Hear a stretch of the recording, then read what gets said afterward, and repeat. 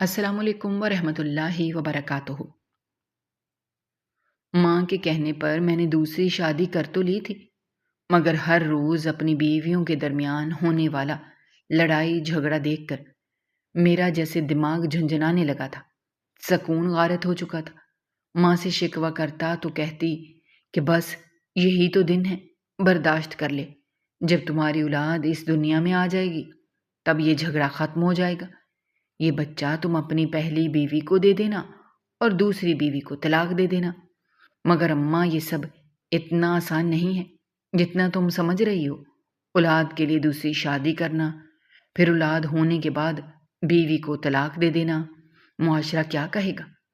تب میری ماں ہنس کر مجھے ٹال دیتی، ارے بیٹا، لوگ صرف پیسے والوں کا ساتھ دیتے ہیں، وہ ایک غریب غربا لڑکی ہے، اس کا آگے پیچھے کوئی بھی نہیں ہے، اسی لیے تو میں نے ایک غریب گھرانے کی لڑکی کا انتخاب کیا تھا تاکہ وہ تمہارے ساتھ شادی کر کے بچہ ہمارے حوالے کر دے اور پھر خاموشی سے ہماری زندگی سے دور چلی جائے۔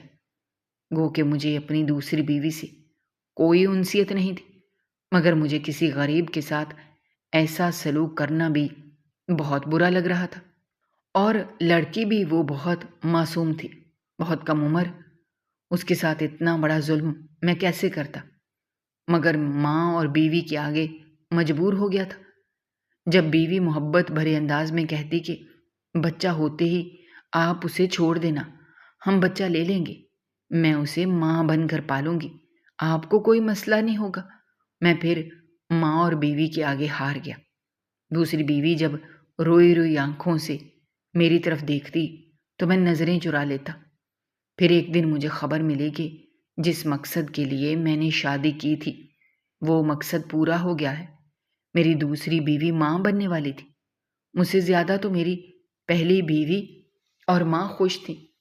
اور پھر وہ دن بھی آ گیا جب ماں نے مجھے کہا کہ آج تمہاری بیوی کو ہسپتال لے کر آئے تھے، تمہارا بیٹا ہوا ہے، جلدی سے ہسپتال آ جاؤ۔ مجھے اولاد کا سن کر بہت خوشی ہوئی تھی۔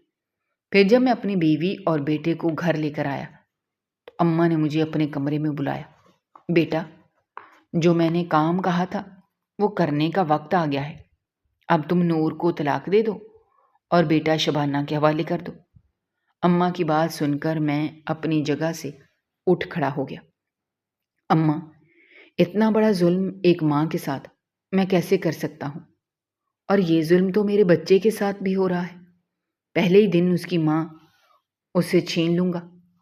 تو تب اماں جیسے میری عقل پر ماتم کرتے ہوئے کہنے لگی، ارے شبانہ ہے نا، وہ اسے ماں بن کر پالے گی، تم یہ بچہ شبانہ کے حوالے کرو گے، اور اگر تم نے نور کو طلاق نہیں دی تو میں تمہیں اپنا دودھ نہیں بخشوں گی۔ اماں کی باتوں کے آگے مجبور ہو کر میں نے نور کو گھر سے نکال دیا تھا۔ وہ مجھ سے اپنا قصور پوچھتی رہی، مگر میں اسے ایک ہی بات کہی کہ اپنی ماں کو بولو تمہیں آ کر لے جائے، میرا تمہارے ساتھ کوئی رشتہ نہیں ہے۔ نور کی ماں آئی تو وہ بھی مجھے ہراسان نظروں سے دیکھتے ہوئے اپنی بیٹی کو لے گئی تھی۔ نور گھر سے چلی گئی تھی، مگر جیسے میرا دل بھی خالی ہو گیا تھا۔ بار بار اس کی روتی ہوئی، التجا کرتی ہوئی نظریں یاد آتی، جب وہ فریاد کر رہی تھی کہ میرا بچہ مجھے دے دو، اپنے بچے کے بغیر میں کیسے رہوں گی۔ میں سبحان کے پاس آیا، بچہ میں اس کے حوالے کر چکا تھا۔ شبانہ کے کمرے کا دروازہ ہلکا سا کھلا ہوا تھا۔ میں جب اندر داخل ہوا اور جب سامنے دیکھا تو میرے ہاتھوں کے طوطے اڑ گئے تھے، کیونکہ میری بیوی تو میرے ابو کی چھوٹی سی فیکٹری تھی جس سے ہمارے گھر کا گزارا بہت اچھا ہو رہا تھا۔ اماں بہت خوش رہتی، ہر وقت وہ نیک نکسک سے تیار نظر آتی، اچھے اور قیمتی کپڑے پہن کر خاندان میں جاتی اور سب کو اپنی امارت سے حیرت میں مبتلا کر دیتی۔ ابا اماں کو اس بات پر ٹوکا کرتے تھے کہ اپنی نعمتوں کا یوں اظہار نہ کیا کرو، مگر وہ اماں ہی کیا جو کسی کو سمجھ جائے۔ اماں بھی ابا کی باتوں کو ایک کان سے سن کر دوسرے کان سے نکال دیا کرتی تھی۔ میں نے بھی زندگی بہت آسائشوں آرام سے گزاری تھی۔ اس وقت میں نیا کالج میں آیا تھا، نئی نئی جوانیں اور امنگیں تھیں، زندگی بہت خوبصورت لگتی تھی اور باپ کا پیسہ تھا جس پر میں عیش کر رہا تھا۔ سب کچھ آسان ہی آسان تھا، مگر میری زندگی میں اس وقت بھونچال آیا جب میرے ابا کا ایکسیڈنٹ ہوا اور ان کا انتقال ہو گیا۔ مجھے تو کاروبار کی سمجھ بوجھ نہیں تھی، نہ کسی بات کی خبر تھی۔ میں ہر وقت روتا رہتا، ابا کو یاد کرتا رہتا۔ اماں کی حالت بھی مجھ سے مختلف نہیں تھی، ہم دونوں غم سے نڈھال تھے۔ وقتی طور پر ہم اپنے کاروبار کو جیسے بھول ہی چکے تھے، اور یہاں ہماری سب سے بڑی غلطی تھی۔ ہمارا تو سب سے بڑا نقصان یہ ہوا تھا کہ ابا ہم سے بچھڑ گئے تھے، مگر زندہ رہنے کے لیے، زندگی گزارنے کے لیے کام کاج کی ضرورت ہوتی ہے۔ ابا کا چلتا ہوا کاروبار ایک دم جیسے ٹھپ گیا تھا۔ جب مجھے خبر ہوئی تو بہت دیر ہو چکی تھی۔ ابا کی چھوٹی سی فیکٹری میں گیا تو ان کے ملازمین نے بتایا کہ کام تو کب کا بند ہو چکا ہے۔ ابا نے بہت سارا قرض لے رکھا تھا اور فیکٹری بیچ کر وہ سارا پیسہ قرض اتارنے میں لگ گیا۔ تب میں تھک ہار کر اماں کے پاس آیا اور ان کی گود میں سر رکھ کر رونے لگا۔ اماں، یہ ہمارے ساتھ کیا ہوا ہے؟ ابا ہم سے ایک دم بچھڑ گئے اور ان کا سارا پیسہ بھی جیسے ڈوب گیا۔ اب ہم کیا کریں گے؟ زندگی کیسے گزاریں گے؟ تب اماں گہری سانس لے کر آ گئی۔ شکر کرو بیٹا، ہمارے پاس یہ گھر تو ہے، یہ چھت تو ہے ہمارے سر پر موجود ہے۔ اگر تمہارا باپ بھلے وقتوں میں یہ گھر بھی نہ بناتا تو ہم کیا کرتے؟ شکر ہے اللہ کا کہ یہ چھوٹی سی گاڑی بھی گھر میں موجود ہے۔ تم ایک کام کرو، اس گاڑی کو بیچ کر کوئی کام کر لو۔ میں نے حیرت سے ماں کو دیکھا، پھر گاڑی کی طرف جو بمشکل چند لاکھ کی تھی۔ اماں، اتنے پیسوں میں کون سا کاروبار ہوگا؟ بیٹا کچھ بھی کر لو، کوئی چھوٹی موٹی دکان ڈال لو، کچھ بھی کرو، مگر تم ہی اب گھر کا نظام چلانا ہے۔ میری تو جیسے ہمت جواب دے گئی ہے۔ مجھے تو ایسا لگ رہا ہے جیسے میں نے چند دنوں میں ہی صدیوں کا سفر طے کر لیا ہے۔ مجھ میں ہمت نہیں بچی، اور پھر اماں کے کہنے پر میں نے گاڑی بھی بیچ دی تھی، جو مشکل 3 لاکھ میں سیل ہوئی، اور پھر ان پیسوں سے میں نے اپنے محلے میں ہی ایک کرانے کی دکان کھول لی۔ اب ہمارا گزارا ہونے لگا تھا۔ دکان کھولنے سے یہ ہوا تھا کہ میری پڑھائی چھوٹ گئی تھی۔ مجھے بہت افسوس تھا، میں نے کیا کچھ خواب نہیں دیکھ رکھے تھے اپنے حوالے سے۔ ماں باپ بھی تو مجھے پڑھا لکھا کر کسی قابل بنانا چاہتے تھے، مگر قسمت کی ستم ظریفی نے مجھے سرکاری افسر کے بجائے ایک چھوٹا سا دکاندار بنا دیا تھا۔ میں تو پھر خود کو ان حالات کے مطابق ڈھالنے کی کوشش کرتا، مگر جب اماں کو دیکھا تو ٹوٹ جاتا۔ اماں بھی میرے حوالے سے بہت خواب دیکھ رکھے تھے کہ میں بڑی سی گاڑی میں گھوموں گا، بڑے سے گھر میں رہوں گا، اور وہ اب ہر وقت یہی سوچتی رہتی کہ ہماری زندگی کیسے بہتر ہو سکتی ہے۔ دکان سے ہمارا گزارا تو ہو رہا تھا، مگر جو آسائشات ابا کی زندگی میں ہمیں میسر تھیں ان کا اب شائبہ تک نہیں تھا۔ جو قیمتی ملبوسات، زیورات اور اچھے کھانے ابا کی موجودگی میں ہم کھاتے تھے، انہیں استعمال کرتے تھے، وہ سب اب جیسے خواب بن چکا تھا۔ اماں کو وہ دن یاد آتے تو وہ بری طرح رونے لگتے تھے۔ میں انہیں خاموش کراتا رہ جاتا۔ اب مزید چند سال آگے سرکے اور میری دکان پہلے کی نسبت کچھ اچھی چلنے لگی تو ہر ماں کی طرح اماں کے دل میں بھی میرے سر پر صحرا سجانے کی خواہش پیدا ہونے لگی۔ بیٹا، میں چاہتی ہوں کہ اپنی زندگی میں ہی تمہارے سر پر صحرا سجا دیکھوں، تمہارے بچوں کو اپنی گود میں کھلاؤں۔ مت پوچھو یہ میری کتنی بڑی خواہش ہے۔ تو میں ہنس کر ٹال دیتا تھا، اماں ابھی میری عمر ہی کیا ہے؟ تب اماں کہتی کہ تم نہیں جانتے میرے دل میں کیسی کیسی خواہشیں پیدا ہو رہی ہیں۔ تمہارے ابا کے بعد ساری خواہشیں دم توڑ گئیں، مگر تمہارے حوالے سے میں نے جو خواب دیکھے ہیں وہ پورے کر کے رہوں گی۔ میں تمہارے لیے کسی امیر گھرانے سے لڑکی لانا چاہتی ہوں، ایسی لڑکی جو بہت سارا قیمتی جہیز لے کر آئے گی، جس سے بڑا گھر ہوگا، جس کی بڑی سی گاڑی ہوگی، جو اپنے ماں باپ کی اکلوتی بیٹی ہوگی اور سارا کاروبار اسی کے نام ہوگا۔ اماں کی باتیں سن کر میں اس کا منہ دیکھتا رہ گیا تھا۔ اماں، ایسی سوچ مت رکھو۔ اگر اتنے امیر گھرانے سے لڑکی آئے گی تو وہ کبھی بھی یہاں پر میرے اور تمہارے ساتھ نہیں رہے گی، نہ ہی وہ کبھی میرے دل سے عزت کرے گی۔ رشتے اپنے جیسوں میں کرنے چاہیے۔ مگر اماں نے میری ایک نہ سنی۔ انہوں نے رشتے کرانے والی خالہ سے بات کی اور اس کی ہتھیلی پر بہت سارے پیسے رکھنے لگی۔ رشتے کے نام پر وہ ہر روز گھر میں آتی، اچھا خاصا کھاتی پیتی، الٹے سیدھے رشتے دکھا کر اپنی راہ چل دیتی۔ اور پھر ایک دن اماں کو اپنی مطلوبہ لڑکی مل ہی گئی۔ گھر آئی تو اس کی تعریفیں کرتے ہوئے نہیں تھک رہی تھی۔ بیٹا، کیا بتاؤں تمہیں، لڑکی ہے یہ چاند کا ٹکڑا، بہت خوبصورت ہے۔ اس کی آنکھیں اتنی پیاری ہیں جسے بات میں لمبے بیدار چہرہ، امیر اتنے ہیں کہ باپ کے بہت سارے کاروبار ہیں، زمینیں ہیں، ساری جائیداد کی وہ اکلوتی وارث ہے۔ میں بیزاری سے یہ ساری باتیں سن رہا تھا۔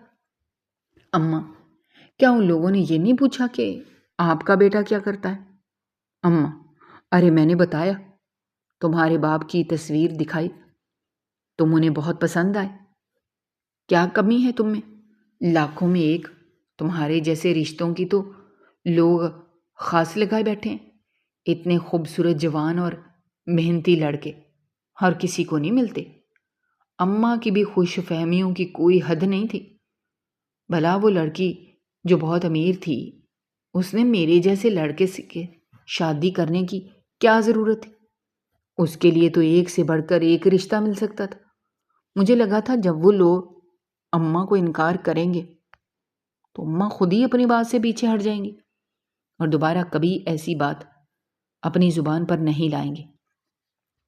مگر میری حیرت کی انتہا نہیں رہی جب کچھ دن بعد اماں نے مجھے ہنستے ہوئے یہ بات بتائی کہ ان لوگوں نے میرا رشتہ قبول کر لیا ہے اور وہ لوگ جلدی شادی بھی کرنا چاہتے ہیں۔ مجھ پر تو حیرت کے پہاڑ ٹوٹ پڑے۔ اماں نے تصویر دکھائی تو لڑکی دیکھنے میں تو خوبصورت تھی، مگر میں سوچ رہا تھا آخر ایسا کیا وجہ ہے کہ وہ اس لڑکی کا رشتہ میرے ساتھ کرنے پر تیار ہو گئے ہیں۔ وہ اس میں کیا کمی؟ اس کے لیے تو ہر وقت رشتوں کا تانتا بندھا رہتا ہوگا۔ اماں سے پوچھا تو وہ کہنے لگی دراصل لڑکی کی عمر کچھ زیادہ ہے اور وہ ایک ٹانگ سے معذور ہے، لاٹھی کے بغیر نہیں وہ چل سکتی۔ اب مجھے ساری بات سمجھ میں آئی تھی۔ وہ اپنی معذور بیٹی کو میرے ساتھ ٹھوکنا چاہتے تھے اور اماں بھی پیسوں کے لالچ میں اس شادی کے لیے تیار ہو گئی تھی۔ میں بھی ٹوٹے دل کے ساتھ شادی کی تیاریاں کرنے لگا اور جب وہ شادی والے دن اپنی بیوی کو دیکھا تو اس کی خوبصورتی سے میں متاثر ہو گیا تھا۔ مگر میں نے یہ بات محسوس کی کہ میری بیوی مجھے پسند نہیں کرتی۔ وہ میری طرف آنکھ اٹھا کر بھی نہیں دیکھتی تھی، ہر وقت جانے کیا سوچتی رہتی۔ مجھے ایسا لگتا جیسے وہ یہاں پر رہ کر بھی یہاں نہیں ہے۔ شروع میں تو میں نے یہ سوچ کر اس کے رویے کو نظر انداز کیا کہ شاید اس کے لیے ماحول اور سب کچھ نیا ہے، اسی وجہ سے وہ یہاں پر ایڈجسٹ نہیں ہو پا رہی۔ اتنے بڑے گھر کی لڑکی 5 مرلے کے گھر میں کیسے رہ سکتی؟ میں اسے خوش رکھنے کی ہر ممکن کوشش کرتا، اماں سے کہتا کہ شبانہ کی پسند کا کھانا بنایا کریں، جو یہ کہتی ہے مجھے بتایا کریں، میں بازار سے لا دوں گا۔ مگر شبانہ کو جیسے کچھ پسند ہی نہیں آتا تھا۔ میں جتنا اس کا خیال رکھنے کی کوشش کرتا اتنی ہی وہ مجھ سے بیزار دکھائی دیتی۔ اب مجھے لگنے لگا تھا کہ اماں نے جلد بازی میں آ کر میری زندگی کو برباد کر دیا ہے۔ مگر اب شادی ہو گئی تھی اور اس فیصلے کو نبھانا بھی تھا۔ ہمارے ہاں شادی اور پھر طلاق، یہ سب باتیں بہت معیوب سمجھی جاتی تھیں۔ شبانہ کا رویہ اماں کے ساتھ بہت اچھا تھا۔ وہ دونوں ایک ساتھ سہیلیوں کی طرح وقت گزارتی تھیں۔ کبھی کبھی ایسا ہوتا کہ شبانہ اماں کے ساتھ ہنسی مذاق کر رہی ہوتی اچھے طریقے سے بات کر رہی ہوتی، مگر جب میں وہاں پر آتا تو ایسے خاموش ہو جاتی جیسے اسے سانپ سونگھ گیا ہو۔ اماں اس کے رویے پر مجھ سے باز پرس کرتی۔ مجھے لگتا کہ تم بہت خوب کے ساتھ اچھے سے بات نہیں کرتے، تمہارا رویہ اس کے ساتھ خراب ہے، اسی وجہ سے وہ تم سے ڈرتی ہے۔ تمہیں دیکھ کر ہنستے ہوئے خاموش ہو جاتی ہے۔ آپ نے اپنی بولی ماں کو کیا سمجھاتا کہ میں خود اپنی نئی نویلی بیوی کے رویے سے الجھا ہوا ہوں، میں خود اسے سمجھنے سے قاصر ہوں۔ اب کچھ دن اور اپنے مائکے میں رہنے کے لیے گئی تھی، اور آج کتنے دن کے بعد مجھے ایسا لگ رہا تھا جیسے میں کھل کر سانس لے پا رہا ہوں۔ اس کی موجودگی میں مجھے عجیب سی گھٹن کا احساس ہوتا تھا۔ اسے گئے ہوئے کچھ ہی دن ہوئے تھے جب اماں روز مجھے کہنے لگی، تم اسے لینے کے لیے جاؤ، اچھا نہیں لگتا کہ وہ خود ہی واپس آئے، ابھی نئی نئی شادی ہوئی ہے اس کی، ماں کو اب کیا سوچیں گے کہ تم اس کا خیال نہیں رکھتے، تم دونوں میں انڈرسٹینڈنگ نہیں ہے۔ ابھی میں اسے لینے جانے کا سوچ ہی رہا تھا جب وہ اپنے باپ کے ساتھ خود ہی واپس آ گئے۔ میری سسر پورے گھر پر طاہرانہ نگاہ ڈال کر دیکھ رہے تھے۔ ان کا انداز تو مجھے بہت عجیب لگا، مگر میں نے اپنی ناگواری اور غصے پر قابو پا لیا۔ نیا نیا رشتہ بدلا تھا، میں اپنے خلاف ان لوگوں کو نہیں کرنا چاہتا تھا۔ میں نے سسر نے خود ہی بات شروع کر دی، آپ لوگ اتنے چھوٹے گھر میں کیسے رہ لیتے ہیں؟ میری بیٹی تو اتنے چھوٹے گھر میں رہنے کی عادی نہیں ہے، اسے بڑا تو ہمارے گھر کے ملازموں کا گھر ہوتا ہے۔ مجھے تو اتنا غصہ آیا جس کی کوئی حد نہیں، میرا چہرہ سرخ پڑ گیا۔ مجھے غصے میں آتا دیکھ کر امی جلدی سے بولیں اور بات سنبھال گئیں۔ اگر اس کے ابو زندہ ہوتے یقیناً وہ اس سے بڑے اور اچھا گھر بنا لیتے، انہوں نے بہت کچھ سوچ رکھا تھا، مگر ان کی اچانک موت نے ہمارے تو خواب ہی چھین لیے تھے، اور پھر بمشکل ہی ہم اپنا گزارا کرنے کے قابل ہو پائے۔ ان کے بغیر تو ہمیں جینے کا دل بھی نہیں چاہتا تھا۔ تب میرے سسر نے گھلا کنکار کر کہنے لگے کہ میں نے اپنی بیٹی کو جہیز میں ایک بہت پیارا سا گھر دیا تھا، اور اب میں چاہتا ہوں کہ میری بیٹی اسی گھر میں رہے، آپ دونوں ماں بیٹا بھی اسی گھر میں رہیں گے۔ اب اللہ کیا ہے اس چھوٹے سے گھر میں، اور اجمل تم میرے ساتھ میرا کاروبار سنبھالو گے، جانتے ہو میرا کوئی بیٹا نہیں ہے، اب تم ہی میرے بیٹے ہو، مجھے تمہاری مدد کی ضرورت ہے۔ اس سے پہلے کہ میں کوئی جواب دیتا، میری بیوی حد تک امیز انداز میں بولی، ابو آپ شاید بول رہے ہیں اجمل صرف میٹرک تک پڑھے ہوئے ہیں، انہوں نے اس سے آگے تعلیم حاصل نہیں کی، انہیں بھلا بزنس کی کیا سمجھ بوجھ، یہ آپ کا نقصان کروا دیں گے۔ اس کے تمسخرانہ انداز پر میرا خون کھول اٹھا۔ میرے سسر اسے تائیدی نظروں سے دیکھنے لگے۔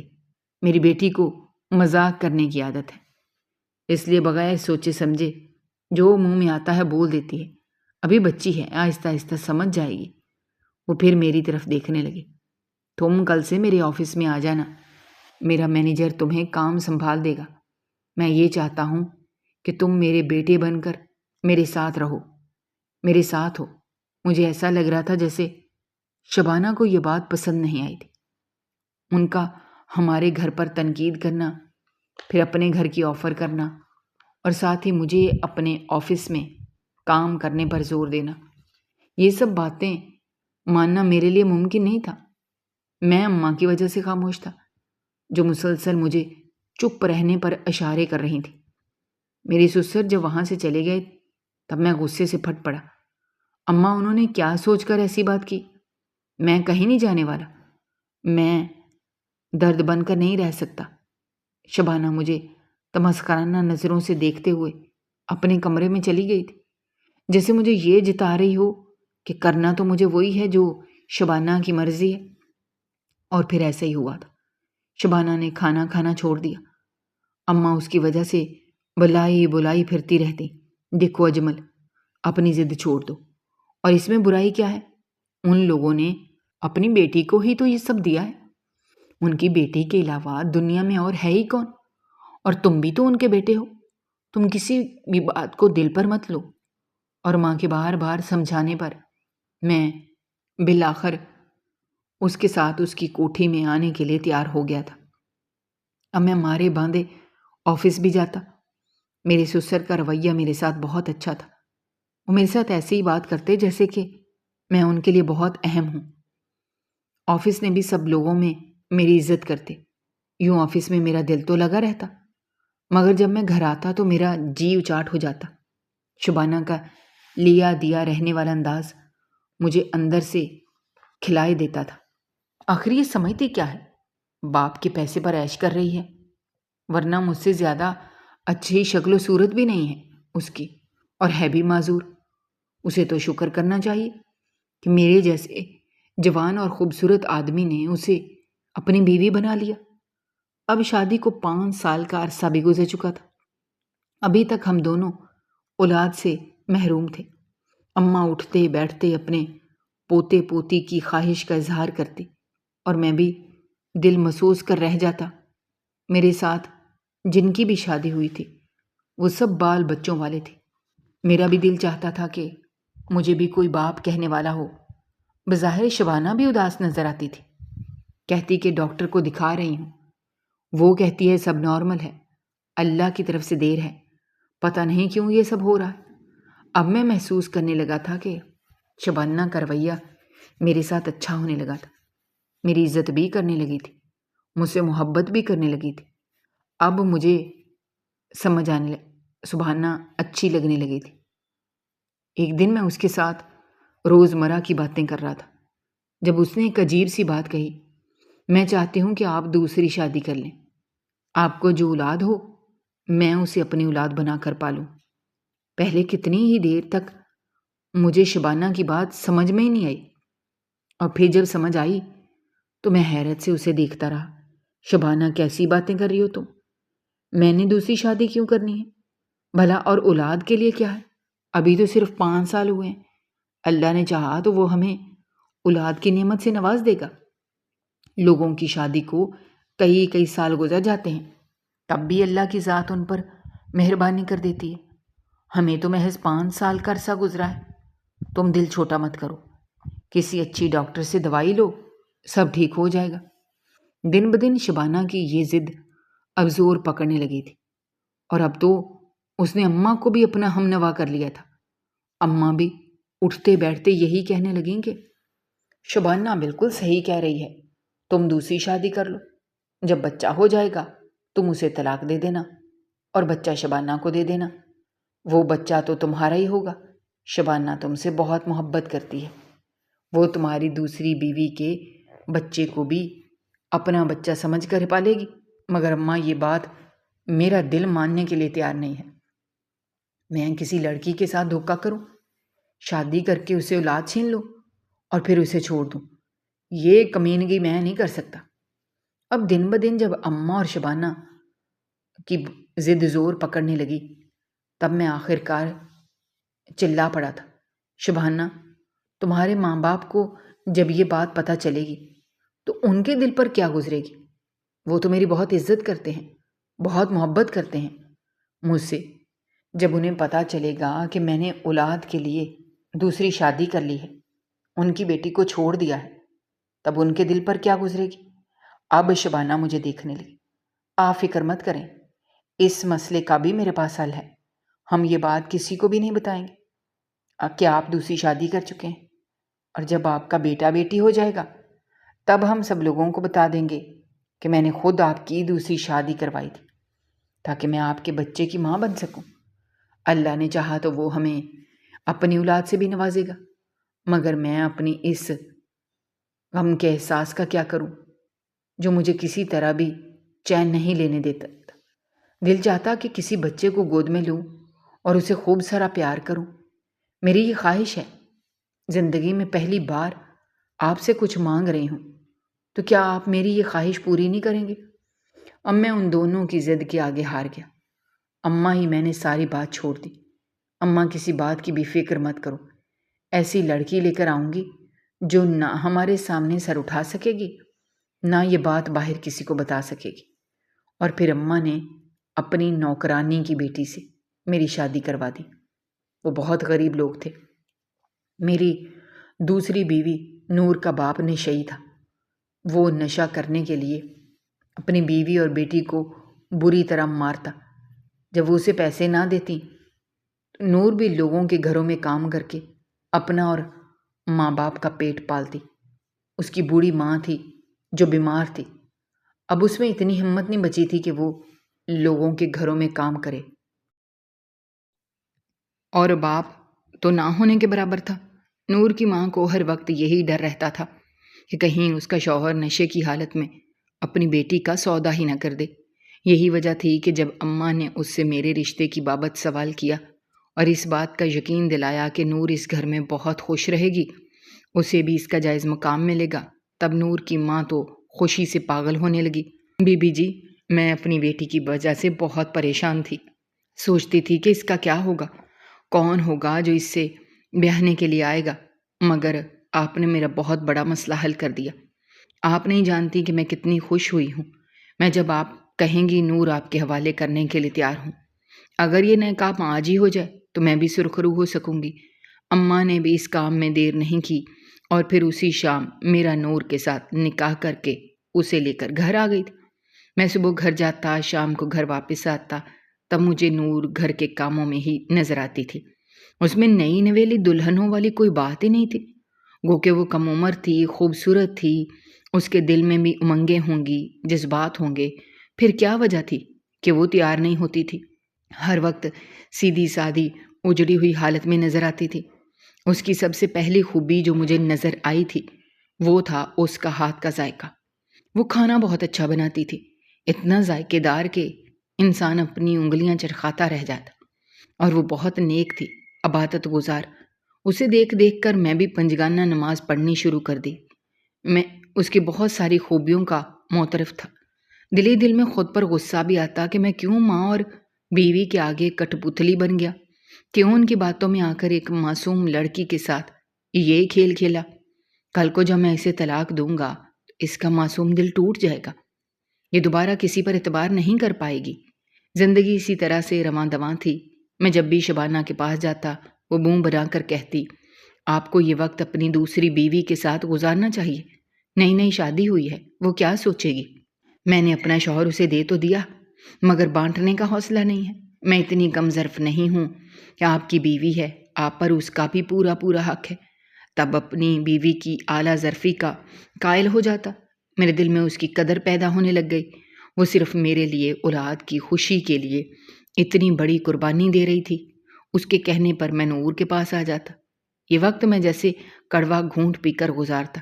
چہرہ دیکھتا تو اس کی قسمت پر رونا آ جاتا۔ اور پھر وہ دن بھی آ گیا جب مجھے یہ پتا چلا کہ وہ میرے بچے کی ماں بننے والی ہے۔ تب میں نے گہرا سانس لیا، اب میری یہ آزمائش تو ختم ہوئی، اب میں اس کے ساتھ وقت نہیں گزاروں گا۔ میں نے جب اپنا فیصلہ شبانہ کو سنایا تو وہ غصہ ہو گئی۔ اماں نے مجھے آڑے ہاتھوں لیا۔ میری بات سنو، ابھی تم نے اسے کسی بات پر شک نہیں ہونے دینا۔ تم نے اس کے ساتھ اچھے سے پیش آنا ہے۔ اگر اسے شک ہو گیا تو وہ کچھ بھی الٹا سیدھا کر سکتی ہے۔ وہ اس بچے کو دنیا میں آنے سے پہلے مار سکتی ہے، کچھ بھی کر سکتی ہے۔ بس تم اسے کسی بات کا احساس نہ دلاؤ۔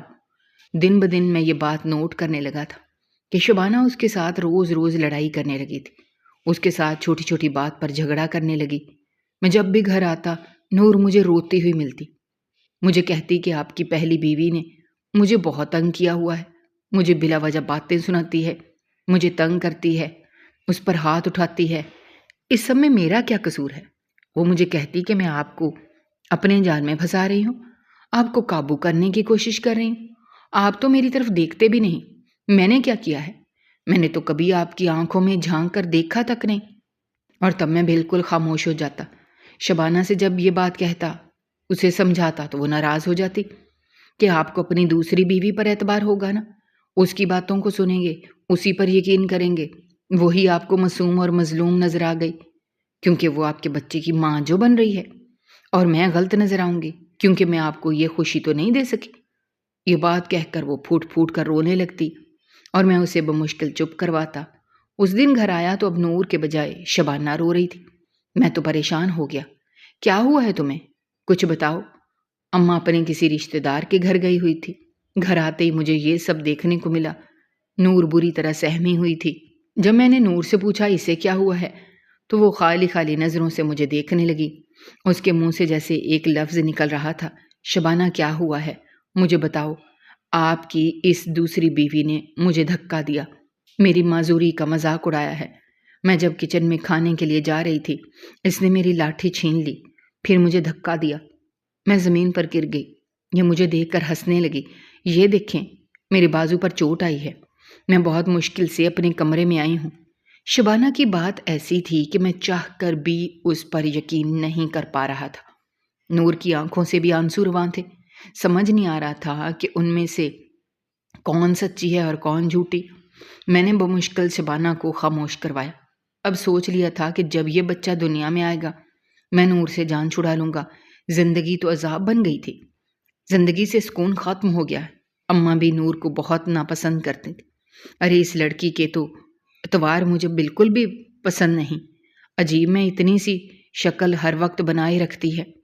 بس ایک بار یہ بچہ جنے تو اس سے چٹیا سے پکڑ کر گھر سے باہر نکال دوں گی۔ پھر وہ دن بھی آ گیا جب نور نے ایک پیارے سے بیٹے کو جنم دیا۔ جب مجھے یہ بات پتہ چلی کہ میں باپ بن گیا ہوں تو میں بہت خوش ہوا تھا۔ جب ہسپتال پہنچا تو اپنے بیٹے کو اٹھا کر بہت پیار کیا۔ اماں اور شبانہ بھی بہت خوش تھیں، وہ دونوں بھی بچے سے بہت پیار کر رہی تھیں۔ تب میری نظر نور پر پڑی جو محبت بھری نظروں سے مجھے دیکھ رہی تھی۔ ایک پل کو میرے دل کو خوش ہوا کہ مگر پھر میں نے خود کو سنبھال لیا۔ میں اٹھ کر نور کے پاس آیا، اس کا حال احوال پوچھا۔ اس نے میرا ہاتھ پکڑ لیا، کہنے لگی مجھے اب یقین ہے، اب آپ کے دل میں میرے لیے جگہ بن جائے گی۔ آپ مجھ سے میرے لیے نہ صحیح اپنے بچے کے لیے مجھ سے محبت کرنے پر مجبور ہو جائیں گے۔ اور میں بے یقینی سے اسے دیکھتا رہ گیا۔ سوچ رہا تھا جب میں اس کے ہاتھ میں طلاق کے کاغذات تھماؤں گا تب اس کے دل پر کیا گزرے گی۔ میں ان دونوں کو لے کر گھر آیا۔ اماں نے مجھے اپنے کمرے میں بلایا کہ اب نور کے زیادہ چاؤ چونچلے اٹھانے کی ضرورت نہیں ہے، اسے اس گھر سے چلتا کر دو۔ اماں آپ اتنی ظالم کیسے ہو سکتی ہیں؟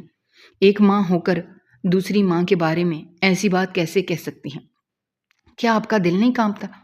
زیادہ جذباتی باتیں کرنے کی ضرورت نہیں ہے اجمل، تم جانتے ہو یہی سب ہونا تھا، پہلے سے یہی سب طے تھا کہ تم اسے طلاق دو گے۔ پھر اب واویلا کرنے کا کیا مقصد ہے؟ کیا تمہارے دل میں وہ ڈائن اپنی جگہ بنانے میں کامیاب ہو گئی ہے؟ کیا تم اسے محبت کرنے لگے ہو؟ نہیں اماں، ایسی کوئی بات نہیں ہے، میرے دل میں اس کے لیے کسی قسم کے کوئی جذبات نہیں ہیں، بس میں اسے ہمدردی رکھتا ہوں۔ میں اپنی بات پر قائم ہوں، جیسا آپ نے کہا تھا ویسا کروں گا، مگر ابھی نہیں۔ آج ہی تو وہ اسپتال سے گھر آئی ہے، آج ہی اسے اتنا بڑا صدمہ کیسے دے دوں؟ اگر اس نے مجھے بددعا دے دی تو میری زندگی برباد ہو جائے گی۔ میری بات پر اماں نے جیسے ناک سے مکھی اڑائی۔ اور فکر کرنے کی ضرورت نہیں ہے، کچھ بھی نہیں ہوتا، ایسے کسی کی بددعا نہیں لگتی، اور جیسا تمہیں کہا ہے ویسا کرو، ورنہ میں تمہیں دودھ نہیں بخشوں گی۔ بچہ اٹھا کر شبانہ کے حوالے کرو اور نور کو گھر سے چلتا کرو۔ آگے گھنٹے بعد میں تمہارے کمرے میں آ کر دیکھوں گی، مجھے وہ لڑکی وہاں پر نظر نہیں آنی چاہیے، ورنہ میں یہ گھر چھوڑ کر چلی جاؤں گی۔ اور تم جانتے ہو جب میں کسی ضد پر آ جاتی ہوں میں اپنی بات سے پیچھے نہیں ہٹتی۔ مجبوراً میں نے اس کے پاس سوتا ہوا اپنا بیٹا اٹھایا اور اسے شبانہ کے پاس رکھا۔ اس نے حیران نظروں سے مجھے دیکھا۔ یہ آپ میرے پاس کیوں لے کر آئے ہیں؟ وہ ایسے سوال کر رہی تھی جیسے کچھ جانتی نہ ہو۔ میں تھوڑی دیر میں آتا ہوں، میں ساری بات بتاتا ہوں۔ وہاں سے اٹھ کر نور کے کمرے میں آیا۔ وہ جاگ رہی تھی، مجھے پھر سے محبت بھری نظروں سے دیکھنے لگی۔ تب میں نے اسے آہستہ آہستہ بتانا شروع کیا کہ میں نے اس کے ساتھ شادی کیوں کی۔ وہ پھٹی پھٹی آنکھوں سے مجھے دیکھنے لگی۔ آپ میرے ساتھ اتنا بڑا ظلم نہیں کر سکتے، مانا کہ آپ نے اولاد کے لیے شادی کی، مگر یہ بھی تو دیکھیں کہ میں غریب لڑکی ہوں، میرا آگے پیچھے کوئی بھی نہیں ہے۔ آپ نے خدا رسول کو گواہ بنا کر مجھ سے نکاح کیا، اپنی زندگی میں شامل کیا، اور اب آپ ایسا کیسے کر سکتے ہیں؟ مگر اس وقت میں اس کی باتوں میں آنے والا نہیں تھا۔ میں تمہاری ماں کو فون کر کے اسے یہاں پر بلا رہا ہوں تاکہ وہ تمہیں اپنے ساتھ لے کر جائے۔ وہ رونے لگی۔ ایسا مت کریں، خدا کے لیے میرے ساتھ ایسا مت کریں، میں مر جاؤں گی۔ مگر اب میں اس کی کوئی بات سننے والا نہیں تھا۔ میں نے اس کی ماں کو فون کیا اسے کہا کہ ابھی اور اسی وقت یہاں پر آئے، آپ سے ضروری بات کرنا چاہتا ہوں۔ میں نے سوچ لیا تھا جب یہ فیصلہ کرنا ہے تو اسے آج اور ابھی ہو جانا چاہیے۔ آج ہی اپنی بیوی کو اپنی زندگی سے نکال دوں۔ کتنی دیر تک؟ میں نور کے پاس بیٹھا انتظار کرتا رہا کہ کب اس کی ماں آئے اور میں اسے نور کو لے کر جانے کا کہوں، مگر وہ نہیں آئی۔ باہر موسم خراب تھا، بارش ہو رہی تھی، شاید موسم خرابی کی وجہ سے وہ نہیں آ پائی تھی۔ نور روتے ہوئے کہنے لگی، جب تک میں یہاں ہوں تب تک میرا بیٹا مجھے دے دیں، اسے مجھ سے نہ چھینیں، اسے تو میرے حوالے کر دیں۔ یہ وقت میں اپنے بچے کے ساتھ گزارنا چاہتی ہوں، مجھ پر اتنا ظلم تو نہ کریں۔ اور پھر میرا دل پسیج گیا۔ میں وہاں سے اٹھا اور شبانہ کے کمرے میں آیا، مگر وہ کسی کے ساتھ فون پر غصے سے بات کر رہی تھی۔ تم صحیح کہہ رہے ہو سمیر، وہ بہت ہی زیادہ ڈھیٹ آدمی ہے۔ میں نے کیا کچھ نہیں کیا، اسے ذلیل کرنے کی کوشش کی، بہت بے عزت کیا، یہاں تک کہ ماں نے حمل کی گولیاں بھی کھاتی رہی تاکہ وہ میرے قدموں میں بچے نام کی کوئی زنجیر نہ بن سکے اور وہ مجھے یہاں پر قید نہ کر سکے۔ پھر میں نے اس کی دوسری شادی بھی کروا دی تاکہ وہ اپنی بیوی کی محبت میں غالب ہو سکے۔ شادی بھی اس کی ایک کم عمر اور حسین لڑکی سے کروائی۔ اس کی جگہ اگر کوئی اور مرد ہوتا تو وہ اس لڑکی پر عاشق ہو جاتا، اس کا دل لڑکی کے لیے گھائل ہو جاتا۔ مجھے تو لگا تھا اگر لڑکی اپنے حسن سے اسے گھائل نہ کر سکے تو اپنے آنسوؤں سے کر لے گی۔ اسی لیے تو میں اس کے ساتھ لڑتی تھی، جھگڑتی تھی، اس سے مارتی تھی تاکہ اس اجمل کا دل اس کے لیے نرم پڑے، اس کے لیے جذبات پیدا ہوں۔ اور جب یہ بھی نہ ہوا تو میں نے سوچا کہ اولاد کی خوشی پا کر تو وہ اس کی طرف مائل ہو ہی جائے گا، اور تب میں ابو سے کہوں گی کہ یہ آپ نے اپنا انتخاب دیکھ لیا، اب مجھے میرا انتخاب آزمانے دیں۔ مگر سب کچھ ختم ہو گیا۔ جیسا اس کی ماں نے کہا اس نے ویسا ہی کیا۔ وہ اپنی بیوی کو طلاق دینے والا ہے، اس کا بچہ اٹھا کر میرے پاس لے آیا۔ اب میں اس مصیبت کا کیا کروں؟ تم ہی بتاؤ مجھے، اب اس مسئلے کا کیا حل ہے؟ میں اپنی بیوی کے پاس گیا، اس کے ہاتھ سے موبائل لے کر کھڑے پھینک دیا۔ مجھے میرے سارے سوالوں کے جواب مل گئے تھے۔ اس کی اور یہ سب وہ کسی اور کے لیے کر رہی تھی۔ کون تھا یہ؟ کس سے بات کر رہی تھی تم؟ میں بہت غصے میں تھا اور وہ بے خوف ہو کر مجھے کہنے لگی، اب کچھ بھی چھپانے کا کوئی فائدہ نہیں ہے، تمہیں سن ہی لیا ہے تو میں تمہیں بتاتی ہوں کہ میں سمیر سے محبت کرتی ہوں، اس کے ساتھ شادی کرنے والی تھی، مگر پاپا کو وہ پسند نہیں تھا۔ ان کا کہنا تھا کہ وہ ایک لالچی ہے، آوارہ ہے، دولت کے لالچ میں مجھ سے شادی کر رہا ہے، اور تم نے بھی تو دولت کے لالچ میں ہی مجھ سے شادی کی ہے، مگر پھر تم نے لیے نہیں دیکھنا چاہتی۔ اب یہاں تک میری برداشت کی حد ختم ہو گئی تھی، تمہیں آزادی چاہیے، یہ رشتہ ختم کرنا چاہتی ہو؟ ٹھیک ہے، میں تمہیں طلاق دیتا ہوں، آج کے بعد میرا تم سے کوئی تعلق نہیں ہے، میں یہاں سے جا رہا ہوں۔ واپس مڑا تو دروازے میں میں نے اپنی ماں کو کھڑے دیکھا، ان کی آنکھیں بھی بے یقینی سے پھیلی ہوئی تھیں۔ میں اپنی ماں کے پاس آیا، دیکھ لیا آپ نے اپنا انتخاب، یہ ہے وہ لڑکی جو آپ نے میرے لیے چنی، اور وہ لڑکی جو مظلوم ہے، جو سچ میں مجھ سے محبت کرتی ہے، آپ اس کے ساتھ یہ ظلم کرنے والی تھی، صرف اس لیے کہ اس کے پاس شبانہ کی طرح پیسہ نہیں ہے۔ ماں بہت شرمندہ تھی، مجھے معاف کر دو اجمل، مجھ سے بہت بڑی غلطی ہو گئی، میں دولت کے لالچ میں اندھی ہو گئی تھی، مجھے اس لڑکی کی برائیاں نظر ہی نہیں آئیں۔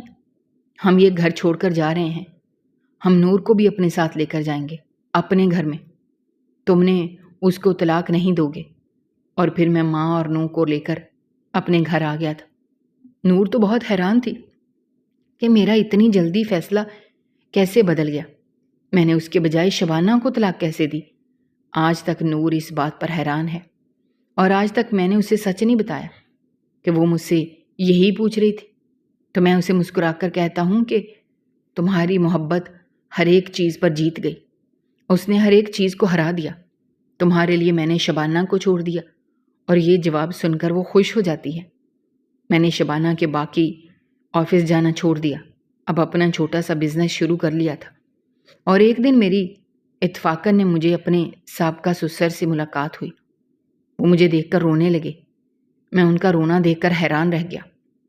क्या हुआ अंकल, आप इतना परेशान क्यों लग रहे हैं? फिर उन्होंने मुझे बताया कि शबाना ने मुझसे तलाक लेकर सुमेर के साथ शादी कर ली थी। सुमेर एक धोखेबाज था, लालची था। वो सारी दौलत जायदाद शबाना से धोखे से अपने नाम करवाकर वहाँ से फरार हो गया और शबाना इस सदमे को झेल न सकी। वो पागल हो गई है और आजकल वो पागल खाने में अपने जुर्म की सज़ा काट रही है। शबाना के बारे में ये सुनकर मुझे बहुत अफसोस हुआ था और इस बात पर भी यकीन हो गया था कि दुनिया मकफ़ात अमल का नाम है। आज जो तुम बोओगे कल को वही काटोगे। उसने मुझे धोखा दिया और अब खुद वही धोखा उसके पास पलट कर आया। मगर खुदा के करम से मेरे पास ज़िंदगी में दौलत, सुख, आसाइश, मोहब्बत सब कुछ था और मुझे अपनी ज़िंदगी से कोई गिला नहीं रहा था। दोस्तों, हमारी आज की ये कहानी आपको कैसी लगी? कमेंट बॉक्स में अपनी राय का इजहार करना मत भूलिएगा। और अगर आप हमारे चैनल पर नए हैं तो चैनल को सब्सक्राइब करना भी मत भूलिएगा। शुक्रिया। अल्लाह हाफिज़।